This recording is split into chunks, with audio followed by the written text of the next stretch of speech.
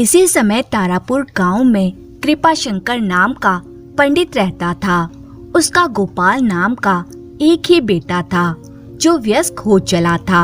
गोपाल मूर्ख तो नहीं था, लेकिन था बहुत शरारती और पेटू। यही कारण था कि गांव वाले प्रतिदिन उसकी शिकायत लेकर उसके घर आते थे और वे लगभग रोज ही अपने पिता के हाथों मार खाता था। हाय, मर गया पिताजी। अफसोस तो इसी बात का है कि तू आज तक मरा नहीं। हाय हाय, मुझे माफ कर दो बापू। मैं कसम खाता हूँ कि अब कभी शरारत नहीं करूँगा। तो फिर दूर हो जा मेरी नजरों से। लेकिन ना तो गोपाल की शरारतें खत्म हुई और ना ही उसकी पिटाई। बेचारे पंडित जी उसे मारते मारते थक गए, लेकिन गोपाल शरारतें करते नहीं थका। एक दिन पंडित जी ने गोपाल की हरकतों से तंग आकर उसकी खूब पिटाई की। आज मैं तुझे जिंदा नहीं छोड़ूंगा नालायक। बस बस बापू, मुझे और मत मारो। वादा करता हूँ मैं ये घर ही नहीं बल्कि ये गांव ही छोड़कर कहीं दूर चला जाऊंगा। फिर तुम्हें कभी भी मुझसे कोई शिकायत नहीं होगी। ठीक है, अगर तू कल ही इस घर से ना गया तो फिर मैं तुझे धक्के मार मार कर इस घर से बाहर निकाल दूंगा। जा, अब दूर हो जा मेरी नजरों से। दूसरे दिन जब गोपाल जाने लगा तो उसका बापू कहता है, अरे निकम्मे, ये तू सुबह सुबह बन ठन कर कहाँ जा रहा है? तुम भूल गए बापू, कल तुमने मुझे घर छोड़कर चले जाने को कहा था, इसलिए घर छोड़कर जा रहा हूँ। क्या? हाँ बापू, आज के बाद आपको गांव वालों से मेरे लिए कुछ सुनना नहीं पड़ेगा। अच्छा बापू, मैं जा रहा हूँ। अब मैं आपको तभी शक्ल दिखाऊंगा जब मैं कुछ बन जाऊंगा। अरे अरे नलायक, सुन तो सही। लेकिन गोपाल रुका नहीं, कमबख्त चला गया। खैर, देखूंगा कितने दिन घर से बाहर रहता है। गोपाल चलते चलते गांव से निकलकर एक जंगल में पहुंच गया। उसे डर लगने लगा। हाय बापू, ये मैं कहाँ आ गया? दूर दूर तक जंगल ही जंगल है। निश्चय ही यहाँ शेर चीते भी होंगे। घर से चला था कि कुछ बनकर ही शक्ल दिखाऊंगा, लेकिन लगता है आज मेरी खैर नहीं है। चलो, अब मैं यहाँ आ ही गया हूँ तो आगे बढ़ता हूँ। शायद आगे मेरी फूटी किस्मत चमक जाए। अभी वह थोड़ी दूर ही गया था कि उसे एक बूढ़ा बाबा दिखाई देता है। वे उनके पास जाकर कहता है, बाबा जी, आप इस बियाबान जंगल में क्या कर रहे हैं? क्या आपका इस दुनिया में कोई नहीं है जो यहाँ अकेले बैठे हुए हो? बेटा, मैं भूखा हूँ लेकिन चल नहीं सकता, इसीलिए यहाँ बैठा हूँ। यदि तुम्हारे पास कुछ खाने को हो तो मुझे दे दो, भगवान तुम्हारा भला करेगा। वे सोचने लगा, मेरे पास काफी खाना पड़ा है, यदि इस बूढ़े को थोड़ा सा दे दूं तो इसका पेट भी भर जाएगा और खाना खराब होने से भी बच जाएगा। ठीक है बाबा, यदि तुम्हें कुछ खिलाने से मेरा भला हो सकता है तो मैं जरूर तुम्हें कुछ खाने को दूंगा। लो, ये साग और पूड़ियाँ खा लो। भगवान तुम्हारा भला करे बेटा। बूढ़ा प्रसन्नता पूर्वक खाने लगा। गोपाल सोचने लगा, चलो, जिंदगी में आज पहली बार मेरे हाथों कोई अच्छा काम तो हुआ, वरना आज तक तो लोग मुझे शरारती ही कहा करते थे। खाना खाने के बाद बूढ़ा बाबा कहता है, मैं तुम्हारे व्यवहार से बहुत खुश हुआ बेटा। अब तुम मांगो, क्या मांगते हो? मैं मांगू? अरे, इस उम्र में क्यों बच्चों से मजाक करते हो बाबा? तुम तो हर हाल से फटीचर लगते हो। भला तुम मुझे क्या दोगे? मेरे हाल पर मत जाओ बेटा, बस अपनी इच्छा बताओ। यदि ऐसी बात है बाबा, तो जो भी कोई अमूल्य वस्तु आपके पास हो वे मुझे दे दो। बूढ़े ने अपने हाथ से एक लोहे की अंगूठी निकाली और उसे गोपाल को देते हुए कहा, लो बेटा, इस अंगूठी को पहन लो। यह मेरे पास सबसे अमूल्य वस्तु है, साथ ही तुम्हारे दिए भोजन का मूल्य भी है। आए, लोहे की अंगूठी? अरे बाबा, लगता है बुढ़ापे में तुम्हारा दिमाग सटिया गया है, तभी तुम इस साधारण सी लोहे की अंगूठी को अमूल्य बता रहे हो। बच्चे, यह साधारण अंगूठी नहीं बल्कि जादुई अंगूठी है। क्या कहा? जादुई अंगूठी? हाँ, इस अंगूठी के नख को रगड़ने से एक करामाती जिन प्रकट होगा और वे तुम्हारे मन की हर इच्छा को पूरी करेगा। एक बात याद रखना, जब तक ये अंगूठी तुम्हारे पास रहेगी तभी तक वे तुम्हारा गुलाम रहेगा। वाह, फिर तो मैं सबको दिखा दूंगा कि गोपाल मूर्ख या शरारती नहीं बल्कि दुनिया में सबसे लायक, सुशील और महान इंसान है। बाबा, क्या मैं इस अंगूठी का इसी समय परीक्षण कर सकता हूँ? क्यों नहीं? गोपाल ने जैसे ही अंगूठी के नख को रगड़ा कि एक जिन प्रकट हो गया और कहने लगा, क्या हुक्म है मेरे स्वामी? यह सुनकर गोपाल कहता है, ठहरो जिन भाई, आदेश हम तुम्हें बाद में देंगे। पहले मैं इस चमत्कारी बाबा का धन्यवाद अदा कर दूं। अरे, वे बाबा कहाँ चले गए? चले गए तो जाने दो, मुझे ये कीमती अंगूठी मिल गई है, भला अब मुझे उनसे क्या लेना देना है। प्यारे जिन, मेरे लिए कुछ पकवान और जल लेकर आओ। जो आज्ञा स्वामी, कहकर जिन अदृश्य हो गया। लेकिन शीघ्र ही वह भोजन के साथ प्रकट हुआ और कहने लगा, भोजन हाजिर है मेरे स्वामी। कमाल है, इतना स्वादिष्ट खाना तुम मेरे लिए लेकर आए हो। अब तो खाने का मजा ही आ जाएगा। वर्षों बाद इतना स्वादिष्ट भोजन मिला है। जरूर वे बाबा कोई पहुँचे हुए साधु होंगे जिसने मेरी परीक्षा लेने के बाद मुझे उपहार में जादुई अंगूठी दी है। जब गोपाल ने खाना खा लिया तो जिन ने अपनी शक्ति से थालियां गायब कर दी। अब मेरे लिए क्या आज्ञा है स्वामी? प्यारे जिन भाई, क्या तुम मुझे काशीपुर मेरी बुआ के घर पहुंचा सकते हो? उनसे मिले मुझे काफी समय हो गया है। क्यों नहीं स्वामी, क्षण भर रुकिए, मैं अभी आपके सवारी का प्रबंध करता हूँ। कहकर जिन ने अपना हाथ हवा में घुमाया और कुछ मंत्र पढ़ने लगा। अगले ही पल, लीजिए स्वामी, आपकी यात्रा का प्रबंध हो गया।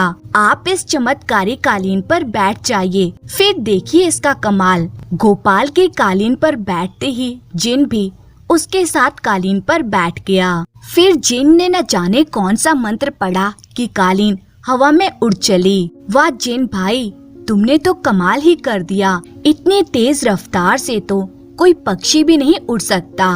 धन्यवाद स्वामी, यह करिश्मा तो मेरे लिए बहुत मामूली है। पलक झपकते ही जब चमत्कारी कालीन एक खेत के ऊपर से होकर गुजरी तो वहाँ काम करने वालों में भगदड़ सी मच गई।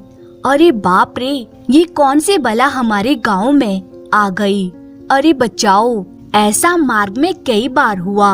लोग उस अजीबोगरीब दृश्य को देखकर भय से भाग खड़े होते और गोपाल खुश होता। फिर शीघ्र ही जिन बोला, लीजिए स्वामी, हम काशीपुर की सीमा पर आ पहुँचे हैं।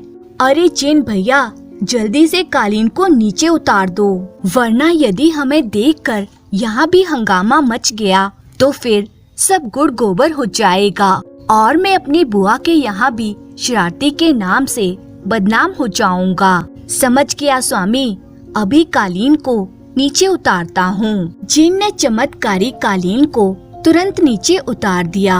अब मेरे लिए क्या आज्ञा है स्वामी? बस जिन भाई, अब तुम अपनी चमत्कारी कालीन समेत गायब हो जाओ। जब तुम्हारी जरूरत पड़ेगी तब तुम्हें बुला लूंगा। अरे हाँ, ठहरो, हुक्म मेरे स्वामी। जिन भाई, जाने से पहले मुझे इतना और बताते जाओ कि इस समय मेरी बुआ के घर खाने को क्या बना होगा। एक क्षण रुकिए स्वामी। जिन ने पल भर के लिए आंखें बंद की, फिर आंखें खोलकर बोला, स्वामी, आज तो आपकी बुआ के घर खूब स्वादिष्ट पकवान बने हैं। खीर, मालपुआ और मोतीचूर के लड्डू भी बने हैं। वाह, फिर तो मजा आ जाएगा। बस अब तुम जाओ। जो आज्ञा स्वामी। गोपाल अपनी बुआ के घर की ओर चल पड़ा। बुआ के घर पहुंचकर गोपाल अपनी बुआ को पुकारता है, बुआ, ओ बुआ। कौन? अरे गोपाल बेटा, प्रणाम बुआ। जीते रहो बेटा, जुग जुग जियो। बेटा, आज तुम अचानक कैसे आ गए? तेरे पिता तो ठीक है ना? सब ठीक ठाक है बुआ जी, और बापू भी बिल्कुल भले चंगे हैं। बहुत महीने हो गए आपके तरफ से ना कोई खत मिला और ना ही कोई संदेश, इसलिए बापू ने मुझे आपका हाल चाल मालूम करने के लिए भेजा है। बहुत अच्छा किया बेटा जो तुम आ गए। आओ आओ बेटा, तुम्हारे भाई और भाभी भी तुम्हें देखकर बहुत खुश होंगे। बुआ कमला देवी की एकमात्र संतान लखन और उसकी पत्नी रानी भी गोपाल को देखकर बहुत खुश हुए। फिर एक दूसरे का हाल चाल पूछने के बाद गोपाल कहता है, भौजी वे खीर और माल पुए तो खिलाओ जो आज तुमने अपने हाथों से बनाए हैं। हैं? क्या देवर जी, तुम्हें कैसे पता चला कि आज मैंने खीर मालपुए और मोतीचूर के लड्डू बनाए हैं? बेटा, क्या तूने भी भैया की तरह ज्योतिष विद्या सीख पढ़ ली है? अरे बुआ, बापू तो कुछ भी नहीं जानते। मैं तो अपनी ज्योतिष विद्या द्वारा सब कुछ बता व जान सकता हूँ। हर किसी का खोया पाया बता सकता हूँ। हर प्रश्न का जवाब दे सकता हूँ। बुआ का लड़का बोला, वाह गोपी भैया, तुम तो गुणी हो गए और हम वही किसान के किसान और अनपढ़ ही रहे। भाई लखन की बात सुनकर शरारती गोपाल का सीना गर्व से फूल उठा। अरे लखन भैया, चिंता मत करो, अब जब मैं यहाँ आ ही गया हूँ तो तुम्हें भी कुछ बनाकर ही घर वापस जाऊंगा। देखना तब तुम दोनों हाथों से किस तरह से धन बटोरोगे। क्या सच? बिल्कुल सच भैया। भाभी, अब जल्दी से भोजन कराओ, बड़ी जोरों से भूख लगी है। हाँ हाँ, क्यों नहीं देवर जी, आप हाथ मुंह धो लीजिए, तब तक मैं खाना परोसती हूँ। और गोपाल ने एक बार फिर छक के पेट पूजा की। दूसरे दिन से ही बुआ गांव में जहाँ कहीं भी जाती मुफ्त में गोपाल की ज्योतिष विद्या का विज्ञापन कर देती। यह सुनकर गांव की एक स्त्री गोपाल की बुआ से कहने लगी, तो मैं कल ही तुम्हारे घर आऊंगी। भगवान करे यदि गोपाल की बताई बात से मेरा हार मिल गया तो मैं उसको एक जोड़ी धोती चढ़ाऊंगी। हाँ हाँ बहन, जरूर आना। मेरा गोपी तुम्हारे खोए हुए हार का पता जरूर बता देगा। अगले दिन जब वह महिला कमला देवी यानी गोपाल की बुआ के घर पहुंची तो गोपाल उसकी सारी बात सुनकर बोला, आप चिंता ना करें चाची, और आप सब बाहर जाकर बैठें। मैं अभी आपको हार के बारे में पता करके बताता हूँ। बहुत अच्छा बेटा। महिला और बुआ के कमरे से जाने के बाद गोपाल ने अंगूठी के नख को घिसकर जिन को बुलाया और उसे सारी बात बताकर महिला के हार के बारे में पूछा। तो जिन उस महिला के हार के बारे में उसे बताकर अदृश्य हो गया। गोपाल ने तुरंत उस महिला को भीतर बुलाया और कहने लगा, सुनो चाची, तुम्हारा हार चोरी नहीं हुआ है, बल्कि तुम्हारी बकरी उसे सटक गई है। आप उसे खूब सारा चारा खिलाइए, मल के साथ ही वह हार उसके पेट से बाहर आ जाएगा। महिला ने घर जाकर अपनी बकरी को खूब चारा खिलाया। खा खा, जी भर कर खा। अगले दिन जब बकरी ने मल किया तो सचमुच महिला का हार मल के साथ बाहर आ गया। आहा, मिल गया मेरा कीमती हार। इस तरह कुछ ही दिनों में काशीपुर और उसके आसपास के गांव में हर ओर गोपाल पंडित की चर्चा होने लगी। गांव में एक व्यक्ति कहने लगा, मेरा बैल नहीं मिल रहा रामू भाई, क्या करूं? अरे घबराते क्यों हो यार, अपने गोपाल पंडित के पास चले जाओ। बैल क्या, तुम्हें उसके पूरे खानदान का पता चल जाएगा। वह व्यक्ति गोपाल के पास पहुंचा और कहने लगा, बेटा मेरा बैल खो गया है। जिन की मदद से गोपाल ने उस व्यक्ति को बताया, तुम्हारा बैल तुम्हारा बेटा ही चुरा कर हीरापुर के मेले में बेचने ले गया है। क्या? उसकी इतनी हिम्मत, अभी ठीक करता हूँ उसकी अकल। गोपाल जिनके द्वारा ज्योतिष का प्रकांड पंडित बन गया। हर प्रश्न का हल जिन बताता और नाम गोपाल का हो जाता। कुछ ही महीनों में बुआ कमला देवी का साधारण सा मकान एक सुंदर सी हवेली में बदल गया। लगभग 2 साल बाद एक दिन बुआ की बहू कहने लगी, माँ जी अब तो देवर जी का विवाह कर दें तो अच्छा होगा। वैसे भी उनके लिए बहुत से रिश्ते हमारे पास आ चुके हैं। तुम ठीक कहती हो बहू। सोच रही हूँ अपने गांव के जमींदार राघव सिंह का प्रस्ताव मान लूं। उनकी बेटी बहुत ही सुशील और सुंदर है। तब शुभ काम में देरी मत कीजिए माँ जी। ठीक है, मैं आज ही जमींदार साहब को संदेश भेज देती हूँ।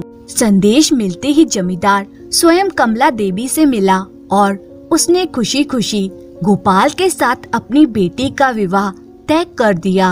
अब मुझे आज्ञा दीजिए बहन जी, मैं अभी जाकर अपने कुल पंडित से विवाह का शुभ मुहूर्त निकलवाता हूँ। ठीक है भाई साहब। विवाह तिथि तय होने के बाद कमला देवी का लड़का लखन गोपाल के घर पहुँचा और कहने लगा, मामा जी, गोपाल भैया का विवाह हमारे गांव के जमींदार की बेटी से तय हो गया है। माँ ने मुझे आपको लाने के लिए भेजा है। आप इसी समय मेरे साथ चलें। नहीं, मैं उस नालायक के विवाह पर हरगिज नहीं जाऊंगा। तुम अपनी माँ से कहना कि वह जो उचित समझे करे। लखन के काफी समझाने बुझाने पर भी कि गोपाल बहुत गुणवान और सुधर गया है। जब मामा जी गोपाल के विवाह पर जाने के लिए तैयार नहीं हुए तो लखन वापस लौट गया और बिना पिता की मौजूदगी में भी गोपाल का विवाह बड़ी धूमधाम से संपन्न हुआ। कुछ दिनों पश्चात गोपाल अपनी पत्नी से कहता है, प्रिय भानु, मैं सोचता हूँ हमें स्वयं चलकर बापू से आशीर्वाद लेना चाहिए। हो सकता है तुम्हें देखकर उनका गुस्सा दूर हो जाए। हाँ स्वामी, मैं भी आपसे यही कहना चाहती थी। जो भी हो, वे हमारे बड़े हैं, इसलिए हमें उनसे माफी मांगने में कोई संकोच नहीं होना चाहिए। तो तय रहा, हम दोनों कल ही बापू के पास चल रहे हैं। मैं आज ही बुआ से कह दूंगा। नहीं, परसों चलेंगे। परसों मंगलवार है और मंगलवार शुभ होता है। और मंगलवार के दिन अपनी बुआ से विदा लेने के बाद वे अपने ससुर के पास विदा लेने के लिए जाता है।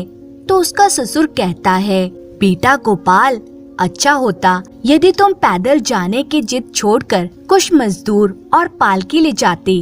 कम से कम सफर तो आराम से कट जाता। नहीं पिताजी, हम पैदल ही जाएंगे। फिर मैं ज्योतिषी हूँ और अच्छी तरह जानता हूँ कि मुझे ये सफर किस तरह तय करना चाहिए। ठीक है बेटा, जैसा तुम उचित समझो। हम सबका आशीर्वाद तुम्हारे साथ है। गोपाल अपनी पत्नी भानुमति के साथ उसी समय पैदल ही अपने पिता के घर की ओर चल पड़ता है। 2 कोस चलने के बाद भानुमति थक कर एक छायादार पेड़ के नीचे बैठ गई।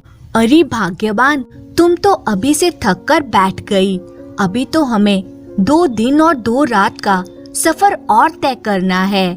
उठो। नहीं जी, अब तो मैं बिना सवारी के एक कदम भी आगे नहीं चल सकती। चाहे वह सवारी पालकी या घोड़ा गाड़ी ना होकर कोई गधा ही क्यों ना हो। गोपाल सोचने लगा, गधा व गधे का प्रबंध करना कौन सा मुश्किल काम है। पत्नी की यह इच्छा तो अवश्य ही पूरी करनी चाहिए। और गोपाल का शरारती दिमाग बहुत समय बाद फिर एक नई शरारत करने के लिए उतावला हो उठा। वह एक नई शरारत की योजना बनाकर बोला, ठीक है प्रिय, जब तुम पैदल नहीं चलना चाहती हो तो यहीं बैठकर कुछ देर सुस्ता लो। तब तक मैं जरा सामने वाले पोखर में नहा धो आता हूँ। ठीक है जी। गोपाल पोखर की ओर बढ़ गया और सोचने लगा, अब मैं गधा बनकर भानु से जरा नोक झोंक करूँगा। कम से कम सफर में कुछ तो चुहलबाजी होनी चाहिए। फिर पत्नी से छेड़छाड़ करना कोई शरारत थोड़ी ही कहलाता है। गर्मी बहुत है, पहले नहा लूं, फिर गधा बनूंगा। गोपाल पोखर में उतर गया और खूब जी भरकर नहाने धोने लगा। वाह, सारी थकान उतर गई। अब यहीं जिन को बुला लेता हूँ, वरना बाहर किसी की दृष्टि मुझ पर पड़ गई तो अंगूठी का भेद खुल जाएगा। गोपाल ने अंगूठी रगड़ी, तुरंत जिन हाजिर हुआ। क्या हुक्म है मेरे स्वामी? जिन भाई, मुझे इसी समय गधा बनाकर अदृश्य हो जाओ। गोपाल को उसी समय गधा बनाकर जिन अदृश्य हो गया। यह हुई ना बात, अब बाहर निकलूं। लेकिन गोपाल के हाथ की अंगूठी ने जब गधे के खुर का रूप धारण किया तो उसकी जादुई अंगूठी पानी में गिर गई। अंगूठी के निकल जाने से बेखबर गोपाल ने पोखर से बाहर निकलकर एक जोरदार अट्टहास लगाया। ढैंचू ढैंचू, आए, ये मेरी जगह। गधी की आवाज कैसे मेरे मुंह से निकल रही है। तुरंत गधी रूपी गोपाल का ध्यान अपने अगले पैरों की ओर गया। हे भगवान, मेरी अंगूठी कहाँ चली गई? जरूर वे पोखर में ही कहीं गिर गई होगी। हाय हाय, अब क्या होगा? अब मैं दोबारा इंसान कैसे बनूंगा? गोपाल अब अपनी शरारत पर आंसू ही बहा सकता था, सो बहाने लगा। उधर जब काफी देर तक गोपाल वापस नहीं लौटा तो भानुमति परेशान हो उठी। इतनी देर हो गई, वे अभी तक नहीं आए। चलकर पोखर में देखना चाहिए। यहाँ भी नहीं है, कहाँ चले गए होंगे? तभी उसे ढैंचू ढैंचू की आवाज करता हुआ एक गधा दिखाई देता है। भानु ने गधे से पीछा छुड़ाने की काफी कोशिश की। उफ, ये गधा तो मेरा पीछा छोड़ने का नाम ही नहीं ले रहा। अब तो मुझे इसे सबक सिखाना ही पड़ेगा। ढैंचू ढैंचू, अरे भाग्यवान, पहचान मुझे, मैं तेरा पति हूँ। भानु ने पास ही के एक पेड़ से एक डाल तोड़ी और लगी गधे की पिटाई करने। हाय बेदर्द, इतने बेदर्दी से अपने पति को मत मार, मुझे पहचानने की कोशिश कर। तभी एक धोबिन अपने खोए हुए गधे को ढूंढती हुई वहाँ आ पहुँची और कहती है, यह तो हमारा गधा मोती है। वे औरत उसे पीट रही है और वह कलमुहा ढीठ बनकर पीटता ही जा रहा है। कम वक्त को मैं पीटती हूँ तो चिल्ला चिल्ला कर आसमान सिर पर उठा लेता है। अभी बताती हूँ बच्चों को। वे औरत कहने लगती है, अरे बीबी जी, क्यों मेरे मोती को बेरहमी से मार रही हो? क्या बिगाड़ा है इसने तुम्हारा? आए, अब ये कौन आ गई जो मुझे अपना मोती कह रही है? अच्छा, तो ये गधा तुम्हारा है? मैं पूछती हूँ, आखिर तो मैं शरारती गधे को बांध कर क्यों नहीं रखती? देखो, इसने मेरी साड़ी का चबा चबा कर क्या हाल कर दिया है। अरे, मैं इसे इतनी देर से पीट रही हूँ, लेकिन यह बेशरम भागने का नाम ही नहीं ले रहा है। चलो, अब ले जाओ इस बेशरम को। अरे बेअकल, अपने पति को दूसरी औरत के हवाले कर रही हो। अरे मूर्ख स्त्री, आजीवन बैठकर रोती रहोगी। हे भगवान, कैसा घोर कलयुग आ गया है। सतयुग में औरत एक बार जिसे अपना पति मान लेती थी, आजीवन उसी को अपना पति मानती थी, चाहे वह गधा बन जाए या बंदर। तभी धोबन ने गोपाल रूपी गधे के गले में रस्सी डाल दी और कहने लगी, माफ करना बीबी जी, इसने जो तकलीफ आपको दी उसकी सजा मैं इसे घर चलकर दूंगी। लेकिन आप कौन हैं और इस वीराने में अकेली कैसे भटक रही हैं? तुमने काशीपुर के नए पंडित जी का नाम सुना होगा। मैं उनकी पत्नी हूँ और उनके साथ उनके गांव जा रही थी। फिर भानु ने उसे सारी बात बता दी। सब कुछ सुनने के बाद वे स्त्री बोली, बीबी जी, यदि मेरे लायक कोई सेवा हो तो बताइए। बहन, यदि तुम मुझे अपने गधे पर बिठाकर मेरे घर पहुंचा दो तो तुम्हारा बहुत उपकार होगा। इसमें उपकार की क्या बात है बीबी जी? आइए, बैठ जाइए मेरे गधे पर। और धोबिन भानुमति को गधे पर बिठाकर काशीपुर गांव की ओर चल पड़ी। चलते चलते गोपाल सोचने लगा, हाय, मैंने तो भानु से मजाक करने की सोची थी। क्या मालूम था कि गधा बनकर मुझे उसे अपनी सवारी भी करानी पड़ेगी। धोबन ने भानु को उसके पिता के घर पहुंचा दिया और स्वयं गोपाल को लेकर अपने घर वापस लौट गई। भानु अपने पिता से रोते हुए कहती है, पिताजी, यह क्या हो गया? वे मुझे इस तरह छोड़कर क्यों चले गए? धैर्य रख बेटी, धैर्य रख। मैं चारों तरफ उसकी खोज करवाऊंगा। मुझे विश्वास है कि वह जल्दी हमें मिल जाएगा। जमींदार ने कमला बुआ के घर भी सारी खबर भिजवा दी। उधर धन्नो धोबन के घर के बाहर रस्सी से बंधा गोपाल अपनी मूर्खता पर आंसू बहाए जा रहा था। हाय, मैंने अपनी शरारत से अपना क्या हाल बना लिया है। अगर बड़ों का कहा माना होता तो मौज की जिंदगी जी रहा होता। मैंने ससुर और पिताजी की बात ना मानकर बहुत बड़ी भूल की है। हमेशा शरारत करके दूसरों को परेशान करता रहा। हाय हाय, अब मैं क्या करूं? तभी धोबन उसे देखकर कहती है, अरे मोती, यह तू धूप में बैठकर आंसू क्यों बहा रहा है? क्या तुझसे छाया में नहीं बैठा जाता? आखिर तू रहेगा गधे का गधा ही ना। धोबिन का इतना कहना था कि गधा उठकर छाया में जा बैठा। यह देखकर वे सोचने लगी, अरे वाह, अपना मोती तो अब वास्तव में बड़ा समझदार हो गया है। कितनी जल्दी मेरी बात समझ जाता है। रात को वह धोबन अपने पति से कहती है, अजी सुनते हो, आजकल मैं कई दिनों से देख रही हूँ कि मैं जो भी कहती हूँ मोती वही करता है। नहीं, ऐसा नहीं हो सकता। अपना मोती बड़ा ही अड़ियल और शरारती है। जब वे डंडे तक की भाषा नहीं समझता तो तुम्हारी भाषा क्या समझेगा? मैं बिल्कुल सच कह रही हूँ जी। ऐसा लगता है जैसे वे मनुष्य की बोली समझने लगा है। विश्वास न हो तो कल सवेरे आजमाकर देख लेना। धन्नो, यदि तुम्हारी बात सच है और अपना मोती वास्तव में इतना आज्ञाकारी है तो समझ लो हमारे पौ 12 होते अब देर नहीं लगेगी। वह कैसे जी? मैं गांव गांव जाकर मजमा लगाऊंगा और उसका खेल दिखाऊंगा। दूसरे दिन सुबह होते ही रामू धोबी गधे से कहता है, अरे मोती, वह जो चारपाई पर लाल कपड़ा पड़ा है जरा उसे उठाकर तो लाना। गोपाल सोचने लगता है, प्यार से ही इनकी बात मान लो वरना डंडे के जोर पर ये मुझसे अपनी बात मनवाएंगे।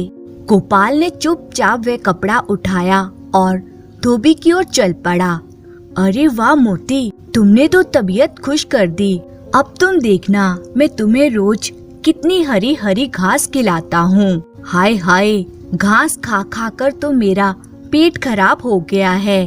अब पता नहीं कब स्वादिष्ट खाना खाने को मिलेगा। धन्नो, तुम्हारी बात सच निकली। मैं इसी समय मजमा लगाने निकल पड़ता हूँ। अब ये काठ का उल्लू मुझे जमूरा बनाकर मजमा लगाएगा। वाह रे मेरी किस्मत। चलो, यह जिंदगी भी सही। पहले मैं पंडित के रूप में लोगों को कुछ बताता था, अब गधे के रूप में बताऊंगा। धोबी उसी दिन से मजमा लगाकर खूब धन बटोरने लगा। देखो भाइयों, देखो मेरे समझदार गधे का चमत्कार। देखो देखो, ये मनुष्य की बोली कैसे समझता है।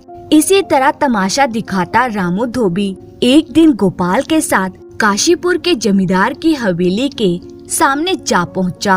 वह जोर जोर से ढोल बजाकर कहने लगा, आओ भाइयों आओ, समझदार गधे का कारनामा देखो।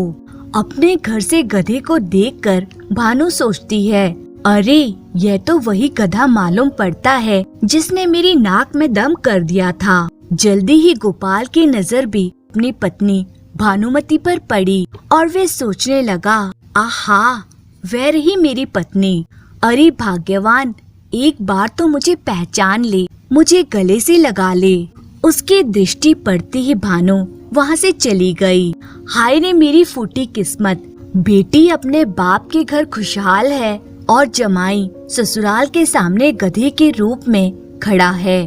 काश मैं एक बार बुआ, लखन भैया और भाभी से मिल सकता।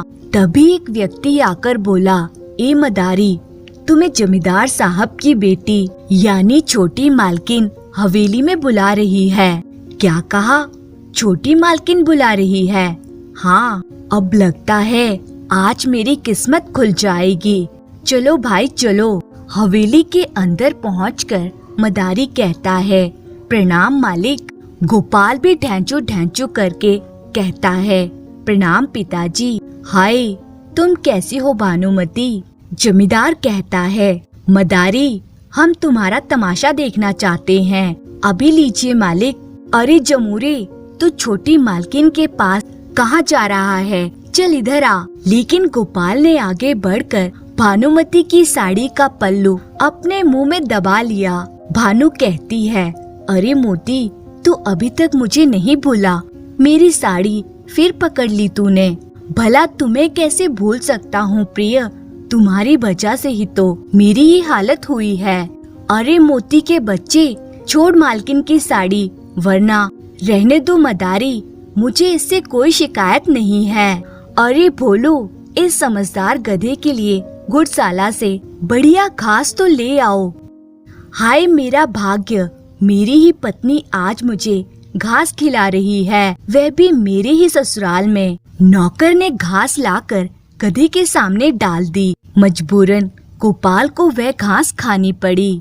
खा ले बेटा खा ले, है तो ससुराल का ही माल। फिर भानुमति ने काफी सारा धन देकर रामू को विदा किया। भगवान, इस बार मेरे ससुर ने मुझे किस तरह विदा किया, पता नहीं अब मैं कब अपनी पत्नी से मिल पाऊंगा।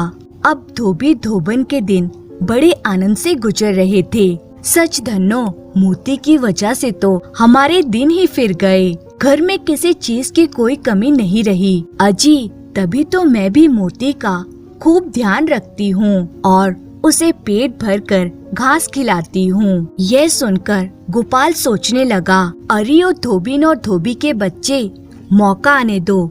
एक दिन मैं भी रस्सी तोड़ कर ना भाग गया तो मेरा भी नाम गोपाल पंडित नहीं। देखना, जल्दी ही तुम दोनों फिर लोगों के कपड़े धोते फिरोगे।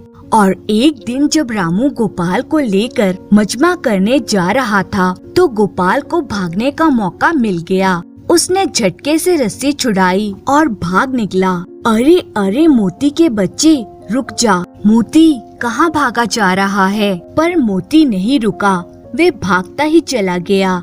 भागता भागता गोपाल उसी घाटी में जा पहुँचा जहाँ उसे अंगूठी वाले बाबा मिले थे। वहाँ पहुंचकर गोपाल कहने लगा, हे भगवान, मेरी रक्षा करो, मेरी गलतियों को माफ कर दो। हे प्रभु, या तो मुझे दोबारा इंसान बना दो या फिर दिमाग से भी गधा बना दो। तभी उसे पेड़ के पास वही अंगूठी वाले बाबा दिखाई पड़े और वे सोचने लगा, जरूर ये बाबा मेरा ही उद्धार करने आए हैं, मुझे इनके शरण में जाना चाहिए। गोपाल बाबा के चरणों पर गिर पड़ा और ढैंचो ढैंचो करते हुए कहने लगा, मुझे बचा लीजिए बाबा जी, मुझे बचा लीजिए। मुझे पता था नादान लड़के कि एक दिन तेरा शरारती दिमाग ही तुझे ले डूबेगा और अंत में तू पछताएगा।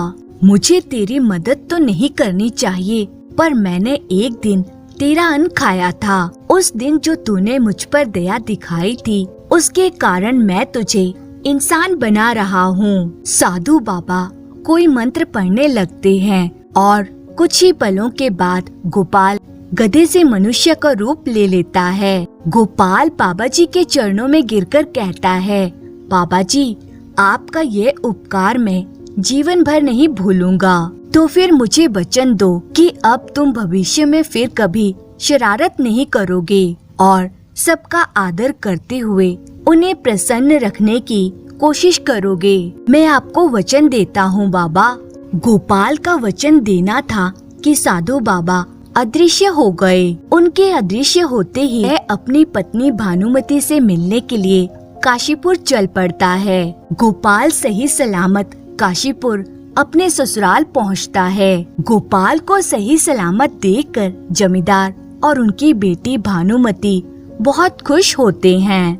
जब कमला बुआ और लखन को गोपाल के आने का पता चलता है तो वे दोनों दौड़े दौड़े जमींदार की हवेली पर पहुंचते हैं। बुआ कहती है, बेटा तू कहाँ चला गया था? बस बुआ जी, समझ लीजिए कि मैं रास्ता भटक गया था और कहीं का कहीं पहुंच गया था, लेकिन अब बिल्कुल सही रास्ते पर आ गया हूँ। कुछ दिनों के बाद गोपाल अपने ससुर से कहता है, अब हमें विदा कीजिए पिताजी, जाओ बेटा, ईश्वर तुम्हें हमेशा खुश रखे। तभी उसकी पत्नी भानु कहती है, लेकिन अब मैं तारापुर पैदल नहीं जाऊंगी। बिल्कुल नहीं जाएंगे प्रिय, जिस तरह पिताजी हमें विदा करेंगे उसी तरह जाएंगे। जमींदार ने घोड़ी और पालकी आदि देकर बड़ी धूमधाम से बेटी और दामाद को विदा किया। जब गांव पहुंचकर गोपाल ने अपने पिता के चरण छुए और कभी शरारत ना करने की कसम खाई तो उसके पिता ने प्यार से उसे सीने से लगा लिया। मेरे बेटे, आज मैं तुमसे बहुत खुश हूँ। अब गोपाल में काफी सुधार आ चुका था। वे अब कोई शरारत नहीं करता बल्कि लोगों की सहायता करता। अब उसके पिताजी भी उससे काफी प्रसन्न रहते। इस तरह से गोपाल के दिन सुख से बीतने लगे। तो दोस्तों, आपको ये कहानी अच्छी लगी हो तो लाइक और कमेंट जरूर करें और इसी तरह की मजेदार कहानियाँ देखने और सुनने के लिए चैनल को सब्सक्राइब करें। धन्यवाद।